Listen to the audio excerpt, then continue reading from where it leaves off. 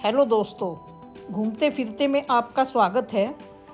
Hampi series की अपनी इस वीडियो में हम आपको लेकर चलेंगे यहाँ दूर दूर तक फैले विशाल मंदिर समूहों की सैर पर। हमारी पिछली वीडियो में आपने यहाँ के रॉयल कॉम्प्लेक्स में स्थित इमारतों को देखा होगा, जिससे हम्पी की वैभवता का अंदाज़ा लगता है।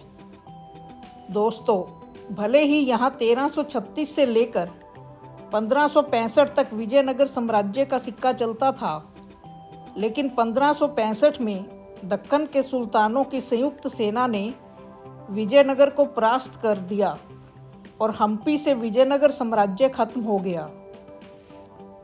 अधिकतर शाही इमारतें नष्ट हो गई, लेकिन जो बचा और जो आज ASI और यूनेस्को वर्ल्ड हेरिटेज साइट के तत्वाधान में हमारे सामने है, वे है दूर दूर तक फैले नक्काशीदार विशाल मंदिर परिसर। यहाँ छोटे बड़े इतने मंदिर हैं कि शायद एक टूरिस्ट द्वारा सब मंदिरों को देख पाना असंभव प्रतीत होता है। मंदिरों के विशाल परिसर तो यहाँ हैं ही।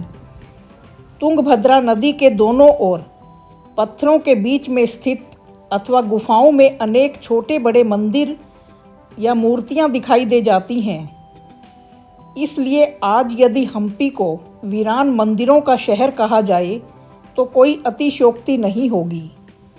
और ऐसा लगता है कि जहां तक उस समय के शिल्पकारों के हाथ पहुंच पाए, उन्होंने उन पर कोई न कोई आकृति जरूर उकेर ही दी। तो चलिए चलते हैं हम्पी के मंदिरों को देखने। ये मंदिर कला के अद्भुत नमूने हैं, इसलिए कृपया हमारे साथ बने रहें ताकि आपको इन मंदिरों के वैभव को आप देख सकें। जिन मंदिर परिसरों को हम थोड़ा विस्तार से दिखाने जा रहे हैं, वे हैं विरूपक्ष मंदिर, विजय विठल मंदिर, अच्युत्याराय मंदिर, हजार रामा मंदिर, लक्ष्मी नरसिम्हा मंदिर, Hemakuta temple complex, monolithic bull आदि।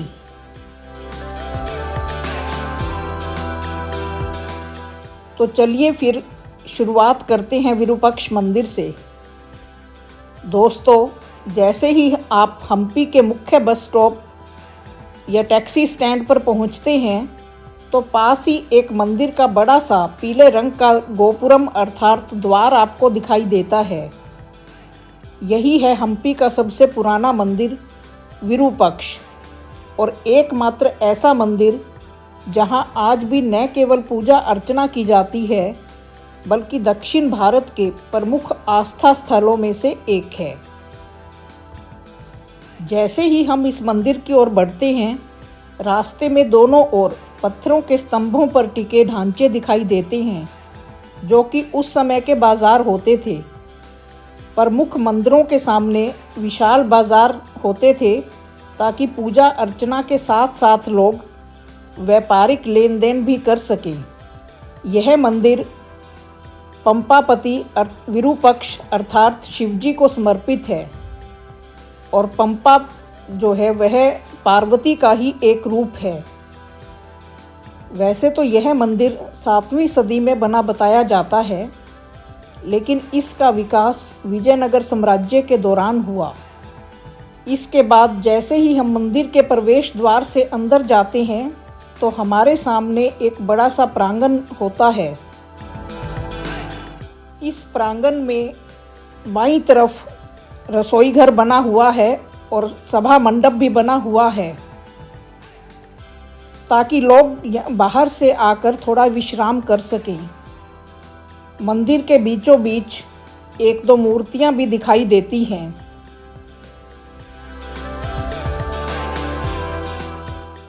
इस प्रांगण में बने गेट से अंदर जाने पर एक और बड़ा प्रांगण सामने दिखाई देता है, जिसके दोनों तरफ स्तंभों पर बरामदे बने हुए हैं और मुख्य मंदिर सामने दिखाई देता है।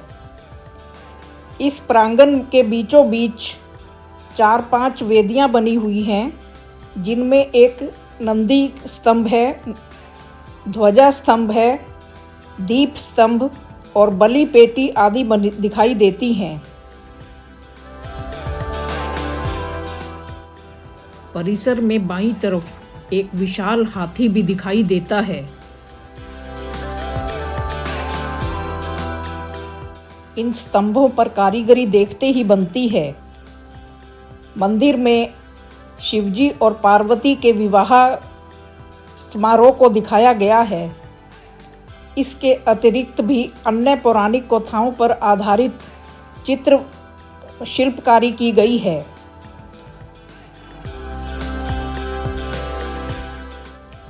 मंदिर के अंदर गर्भगृह तथा अन्य मंडप बने हुए हैं, जहां लोग पूजा अर्चना के लिए आते हैं। यहाँ एक ऐसा स्थान भी दिखाई देता है जहाँ पर गोपुरम का उल्टा रिफ्लेक्शन दिखाई पड़ता है, अर्थात पिन होल कैमरे की तरह वो काम करता है। यहाँ प्रतिवर्ष रथोत्सव का आयोजन भी किया जाता है। इस मंदिर के दाईं तरफ एक गेट बना हुआ है, जहाँ से जाने पर आपको एक बड़ा सा तालाब दिखाई देगा और जिसमें अन्य कई मंदिर भी बने हुए हैं। यह रास्ता तुंगभद्रा नदी तक जाता है। हेमकुटा हिल टेम्पल्स। विरूपक्ष मंदिर के बाईं ओर एक पहाड़ी पर छोटे बड़े करीब 30 मंदिर बने हुए हैं, जो विजयनगर एम्पायर से पहले के माने जाते हैं। यह 9वीं से लेकर 14वीं सदी तक के माने जाते हैं। इस कॉम्प्लेक्स की खास बात यह है कि कहीं हमें पहाड़ी पर अनेक बोल्डर्स यहाँ वहाँ खड़े दिखाई देते हैं, तो कहीं छोटे बड़े मंदिर। शिलालेखों से पता चलता है कि ये मंदिर कई शैव संप्रदाय से संबंधित हैं। इस पहाड़ी पर खड़े होकर आपको चारों तरफ का मनोरम दृश्य दिखाई देता है। यहाँ से विरूपक्ष मंदिर भी नज़र आता है और शाम के समय यहाँ से सनसेट भी देखा जा सकता है।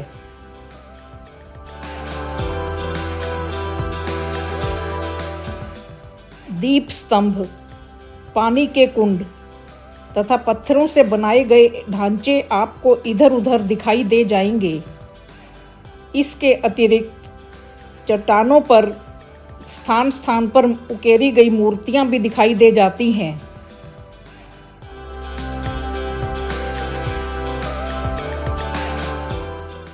यहाँ से तुंगभद्रा नदी भी दिखाई देती है।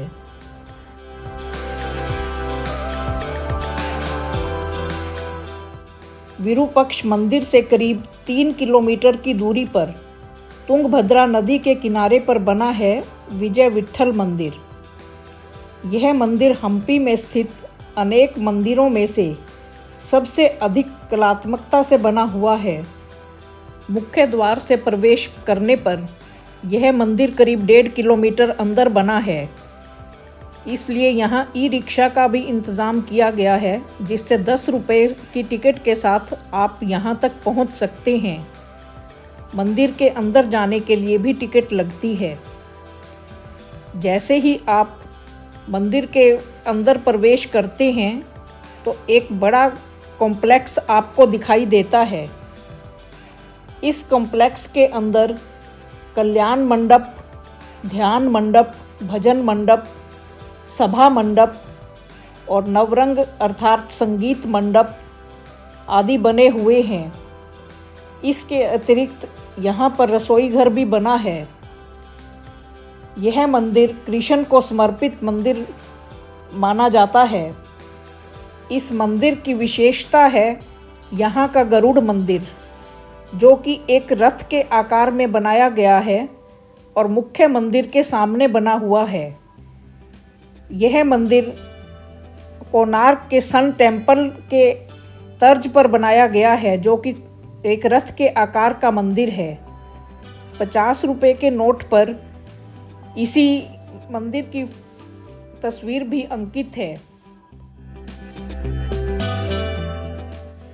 कर्नाटक में हमें विशेष बात यह दिखाई दी कि प्रत्येक मॉन्यूमेंट पर यहाँ स्कूली बच्चों के हजूम दिखाई देते हैं।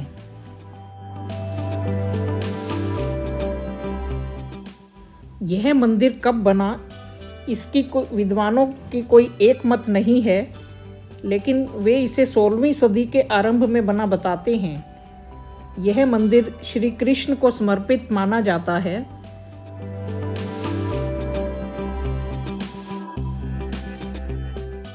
विट्ठल मंदिर का नवरंग मंडप अर्थात संगीत मंडप 56 पिलर्स पर खड़ा है, जिन पर खूबसूरत नक्काशी की गई है। इस मंडप की विशेष बात यह है कि इस पर बने हुए स्तंभ विभिन्न प्रकार की ध्वनियाँ उत्पन्न करते हैं। उन्हें विभिन्न आकार तथा विभिन्न व्यास का बनाया गया है और वो इस तरीके से बनाया गया है कि वो अलग अलग वाद्य यंत्रों की ध्वनियों को पैदा करें। इस मंडप का प्रयोग संगीत और डांस के कार्यक्रमों के लिए किया जाता था। इन स्तंभों पर उसी प्रकार का वाद्य यंत्र लेकर बजाने वाले भी खड़े हुए हैं। कल्याण मंडप अलंकृत स्तंभों पर बना हुआ यह मंडप बहुत ही खूबसूरत दिखाई देता है। इस मंडप में शाही परिवार के विवाह संपन्न करवाए जाते थे। इन स्तंभों पर भी रामायण से जुड़ी हुई कहानियां दिखाई देती हैं।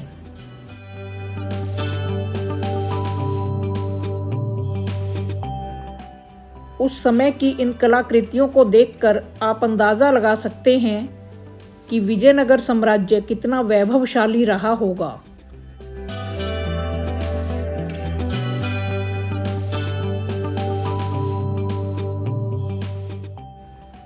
इस मंदिर के सामने करीब 1 किलोमीटर लंबा बाजार भी बना हुआ है।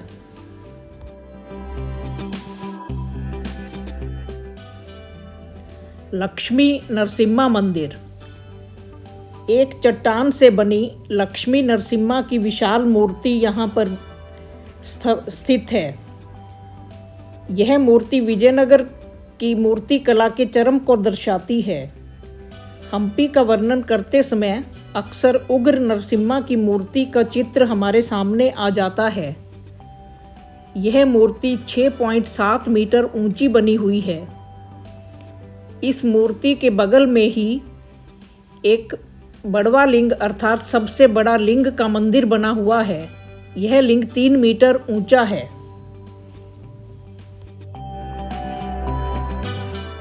मुख्य बस स्टैंड से थोड़ा आगे चलने पर कृष्ण मंदिर आता है।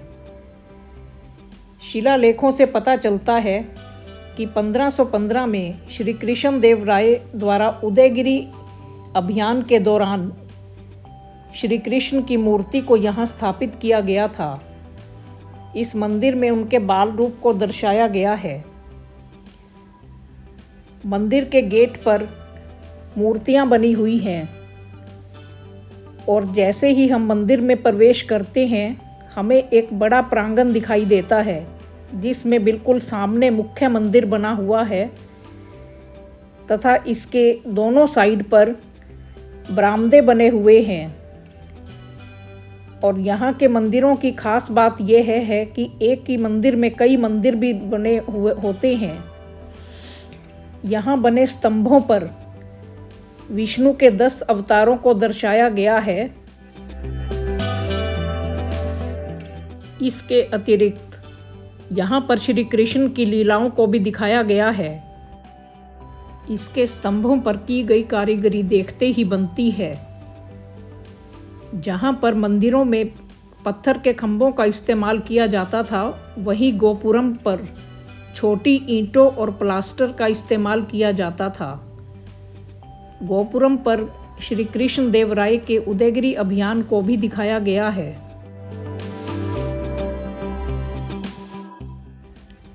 कृष्ण मंदिर के सामने ही कृष्णा बाजार बना हुआ है। शिलालेखों में इस बाजार का वर्णन श्री कृष्ण के रथ मार्ग के रूप में किया गया है। यहाँ से कृष्ण की मूर्ति को समारोहों के दौरान जुलूस के तौर पर ले जाया जाता था। यह न केवल सांस्कृतिक और धार्मिक प्रथा थी, बल्कि यह प्रमुख व्यापारिक केंद्र भी था। यह बाजार करीब आधा किलोमीटर लंबा है और इसमें विभिन्न व्यापारिक गतिविधियां होती थी। हीरे जवाहरात मोती से लेकर घोड़ों तक का व्यापार यहाँ होता था। इसके बाईं तरफ एक बहुत बड़ा तालाब बना हुआ है, जिसके चारों तरफ खंभों पर बरामदे दिखाई देते हैं।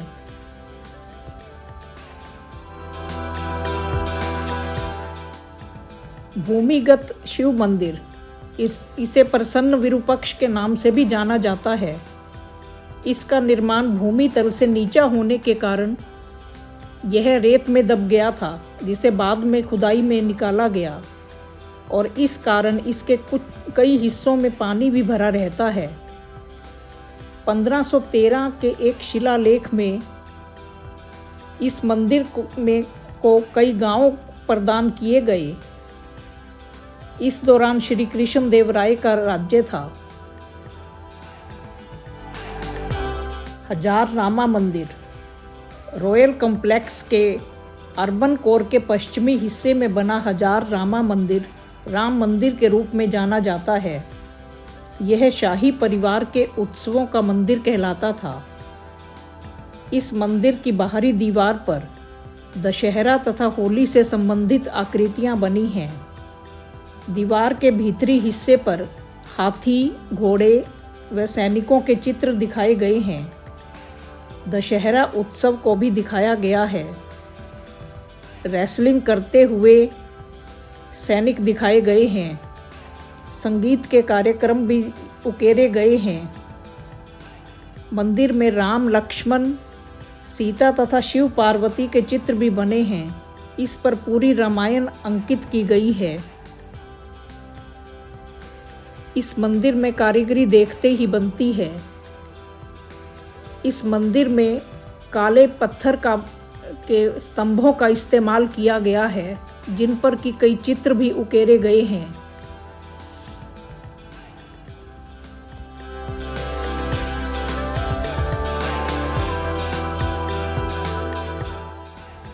यहाँ दीवारों पर हजारों आकृतियां उकेरी गई हैं।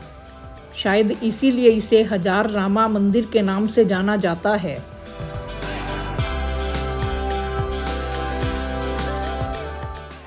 विरूपक्ष मंदिर के सामने ही एक बोर्ड लगा है, जिस पर कि एक नंदी और अच्युत्य राय मंदिर का एरो दिखाई देते हैं। ये एक शिला नंदी अर्थात एक ही चट्टान से बनाया गया नंदी की मूर्ति है। इस मूर्ति पर कार्विंग्स की गई हैं।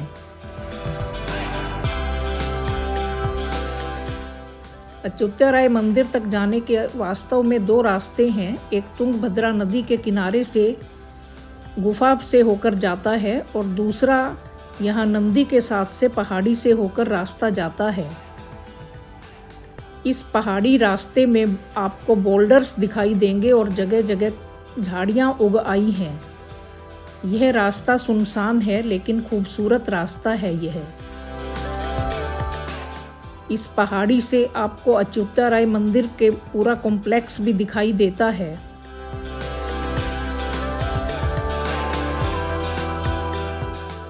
अच्युत्य राय मंदिर के द्वार के दोनों दीवारों पर आकृतियां उकेरी हुई दिखाई देती हैं, जिनमें यहाँ बेलें भी बनी हुई हैं और मूर्तियां भी बनी हुई हैं। इस मंदिर में प्रवेश करते ही एक बड़ा कॉम्प्लेक्स सामने नज़र आता है। सामने मुख्य मंदिर है और दोनों तरफ इसके बरामदे बने हुए हैं। इसकी रेनोवेशन की हुई दिखाई दे रही है। यह एक बहुत बड़ा कॉम्प्लेक्स है, जिसे कि राजा अच्युत्य राय ने बनवाया था। इसके स्तंभों पर बेमिसाल कारीगरी की गई है। इन मंडपों में श्री कृष्ण देव राय को दान देते हुए विदेशी व्यापारियों से बातचीत करते हुए दिखाया गया है। इन स्तंभों पर उस समय के लोगों के पारंपरिक जीवन को भी दर्शाया गया है। उस समय की सांस्कृतिक गतिविधियों को भी उकेरा गया है और कई प्रकार के मिथिकल प्राणी भी इन स्तंभों पर बने दिखाई देते हैं। इसमें रंग मंडप, महामंडप आदि बने हुए हैं। विजयनगर साम्राज्य का वर्णन विदेशी यात्रियों द्वारा भी किया गया है। बांसुरी बजाते हुए, अन्य नृत्य करते हुए तथा योगा के पोज आदि भी दिखाए गए हैं। यह देखकर उस आश्चर्य होता है कि उस समय की शिल्प कला कितनी चरम सीमा पर थी। इस मंदिर के में एक बहुत बड़ा तालाब अर्थात पुष्करणी भी बनी हुई है, जिसके चारों तरफ स्तंभ दिखाई देते हैं और इसके बाहर निकलने पर 1 किलोमीटर लंबा बाजार भी बना हुआ है। यहाँ से बाहर निकलने पर हम तुंगभद्रा नदी तक पहुँच जाते हैं। तुंगभद्रा नदी के किनारे पर दोनों तरफ काफ़ी चट्टानें बनी हुई हैं और बोल्डर्स दिखाई देते हैं। इन चट्टानों में अनेक प्राकृतिक गुफाएं बन गई हैं। इन्हीं में से एक गुफा को सुग्रीव की गुफा कहा जाता है। सुग्रीव जो कि किष्किंधा का राजा था और जिस समय सीता का अपहरण हुआ और राम उसे ढूंढते हुए घूम रहे थे, तो उस समय पर सुग्रीव ने सीता के आभूषण श्री राम को दिखाए थे और कुछ ये जो निशान बने हुए हैं, ये माना जाता है कि सीता को घसीटने साड़ी के निशान थे, लेकिन वास्तव में यह ग्रेनाइट के पत्थरों पर बने हुए क्वार्ट्स के निशान हैं।